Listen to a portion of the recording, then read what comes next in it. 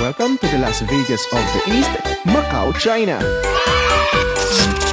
Pinaniniwalaan na ang pangalan ng Macau ay nagmula sa Temple of Ama o Makok Temple, isang umiiral pa ring landmark na itinayo noong 1448 na nakatuon sa diyosa na si Matsu, ang diyosa ng mga marino at mangingisda. Ang Macau ay sikat sa kombinasyon ng kulturang Portuguese at Chinese at ang industriya ng pagsusugal nito na kinabibilangan ng Casino Lisboa, Sands Macau, The Venetian Macau at Wynn Macau. 2 seconds earlier. Tangay-tangay at Puso Rubio. Nakarating pa kami na ngayon, Macau Ferry Terminal. Kahit napagalitan ka ng bus driver. Let's go. Wait na. May ticket na kami. Ito siguro. Magkano? $160. Muna i-compute. Mahal ng pamasahe papuntang Macau, $160. Ha? Dito na kami sa Central. Hindi ko alam, basta. Yun. We're traveling via Turbojet. A few moments later. Ang Macau ang huling kolonya ng Europa sa Asia. Ang mga Portuguese ay naghari dito sa loob ng 442 na taon. Sa huling bahagi ng Middle Ages, ang mga Portuguese ay kabilang sa mga unang Europeo na sumakop sa malayong silangan. Unang inupahan ng mga Tsino ang Macau sa Portugal noong 1557 at ito ay naging isang buong kolonya noong 1887. Ang Macau ang huling kolonya ng Portugal ngunit noong hating gabi ng December 20, 1999, ibinalik ng Portugal ang Macau sa China. 1 hour later. Welcome to Macau. So, and dito na kami after an hour ng biyahe. See you guys. Dito kami bababa sa Amaral. So, kailangan namin sumakay ng 10X or 32 Praca de Ferreira or yung N1A. Nababa din doon.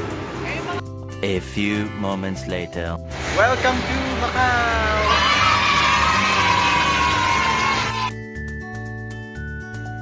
Ang sentro ng Macau ay isang World Heritage Site.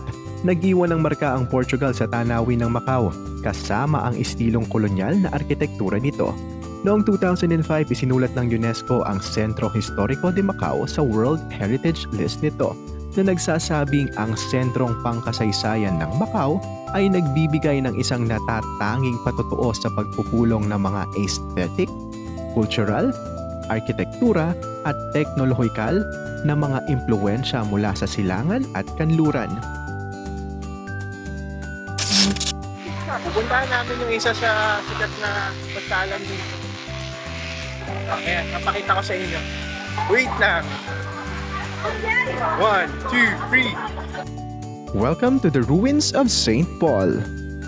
Masasabing ang pinakasikat na landmark ng Macau, ang ruins of St. Paul. Ito ay patuloy na nakakaakit ng mga bisita ilang siglo matapos itong orihinal na itayo. Ang mga guho ay nagsisilbing mahalagang paalala ng mga natatanging pinagmulan ng Macau. Itinayo mula 1602 hanggang 1640 ng mga paring Jesuita na naglakbay sa malayong silangan para palaganapin ang Katolisismo.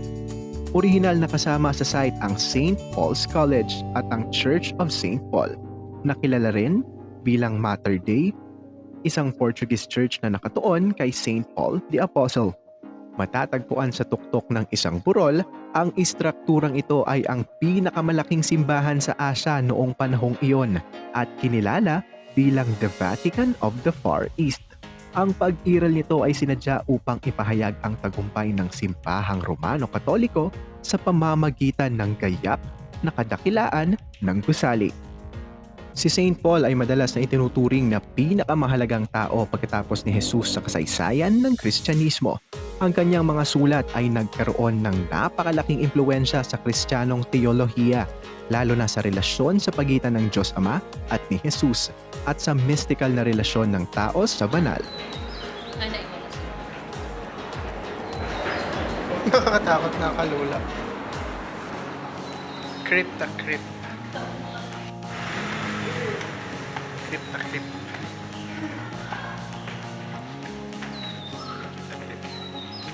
Ang museyong ito ay nagpapakita ng mga bagay na may mataas na makasaysayan at mas sining na halaga mula sa iba't ibang simbahan at kumbento ng Macau. Ang crypt ay nagpapakita ng granite rock sa gitna ng lugar nito kung saan ito ay nakahiga sa isang libingan na may mga dingding na pinalamutian ng mga Japanese at Vietnamese martyr relics.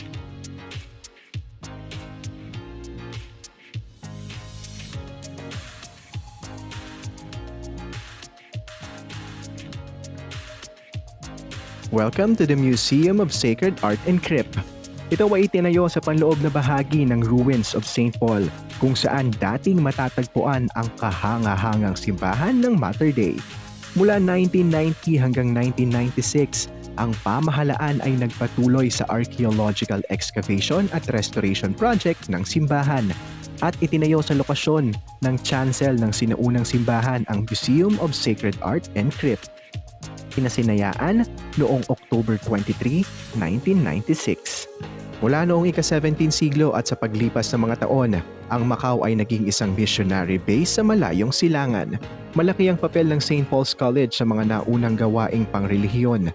Kaya ang Museum of Sacred Art and Crypt, gayon din ang sinaunang Church of Mater Dei or Ruins of St. Paul, ay kapansin-pansin ang makasaysayang kontribusyon na sumasalamin sa gawaing misyonero noong panahong iyon. Ang Macau ay tahanan ng isang kahanga-hangang skyscraper. Ang City of Dreams ay isang casino resort sa Cotai, Macau.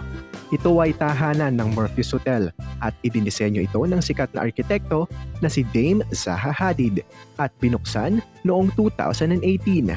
Ang futuristic na 40 palapag na istrukturang ito ay ang unang free-form exoskeleton-bound high-rise architectural composition sa mundo. Nangangahulugan nito na ang istruktura ng suporta ng gusali ay nasa labas. Gondola!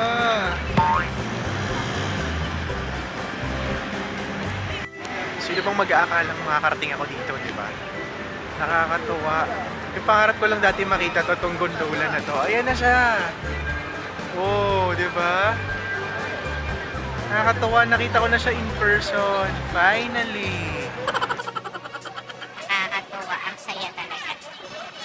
Pasok daw kami dyan sa loob eh. Wait lang. Oh, di ba?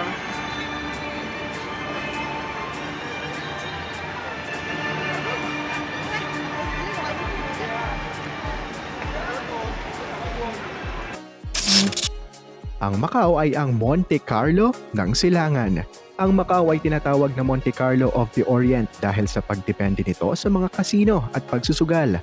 Ang pagsusugal ay naging legal sa Macau mula noong 1850s at nananatili itong tanging jurisdiksyon sa ilalim ng soberanya ng China kung saan pinapayagang gumana ang mga kasino.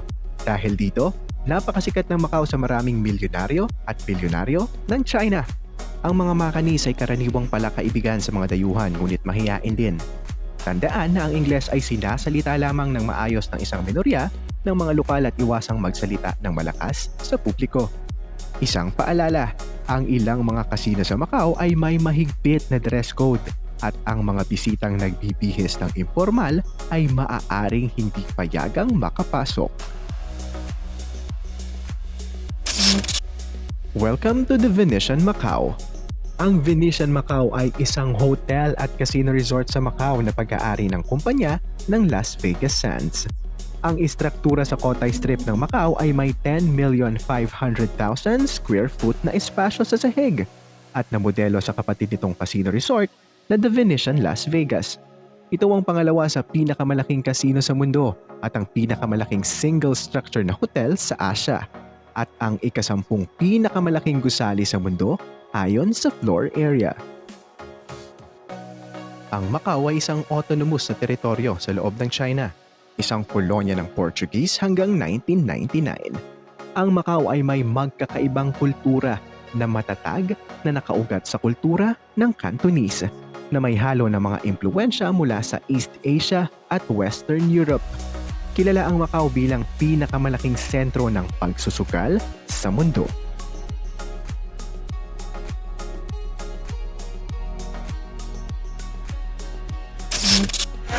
Nag-order kami ng food dito sa Sedap, Singapore. Yun.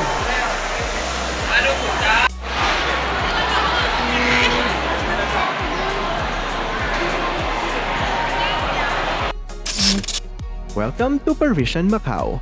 Ang Parisian Macau ay isang casino resort sa Cotai Strip sa Cotai, Macau, China na pag-aari ng Las Vegas Sands. Ito ay nagtatampok sa Eiffel Tower bilang isa sa mga landmarks nito. Ito ay orihinal na inaasahang magiging operational sa huling bahagi ng 2016 na sa kalaunan ay binago sa Agosto 2016. Opisyal namang binuksan ng hotel noong September 13, 2016.